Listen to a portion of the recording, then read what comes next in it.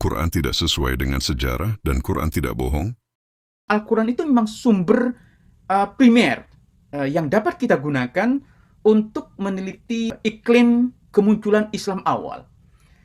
Hanya persoalannya adalah, atau sebelum saya berbicara tentang persoalan yang rumit, adalah ketika saya berbicara tentang sumber sejarah, itu bukan berarti bahwa apa yang ada dalam Al-Quran ketika berbicara tentang kisah para nabi misalnya, itu sebagai sejarah, bukan itu yang saya maksud. Ya.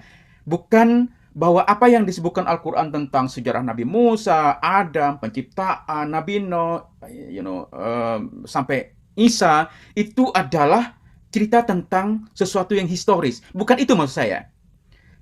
Saya, ya, ini saya perlu menjelaskan sepertinya. Ketika saya mengatakan bahwa itu bukan sejarah, tidak berarti Quran itu bohong. Ya, ketika saya mengatakan bahwa itu bukan sejarah, tidak berarti Quran itu bohong.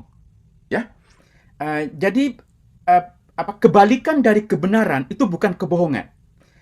Jadi kebalikan dari kebenaran itu bukan kebohongan.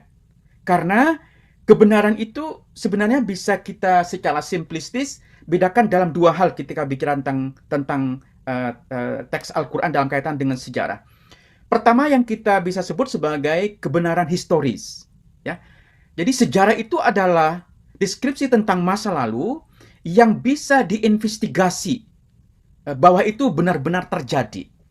Nah, kisah tentang Nabi Adam sampai Isa tentang penciptaan itu sesuatu yang tidak bisa diinvestigasi.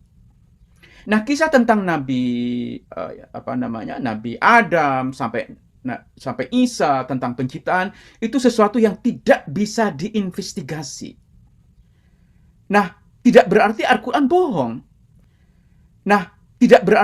bohong. Karena yang disampaikan Al-Quran memang bukan soal kebenaran historis. Karena yang disampaikan Al-Quran memang bukan soal kebenaran historis. Jadi kita harus bedakan ini. Antara di satu sisi kebenaran historis, yang itu bukan sesuatu yang dibicarakan Al-Quran. Quran memang tidak berisikan kebenaran historis.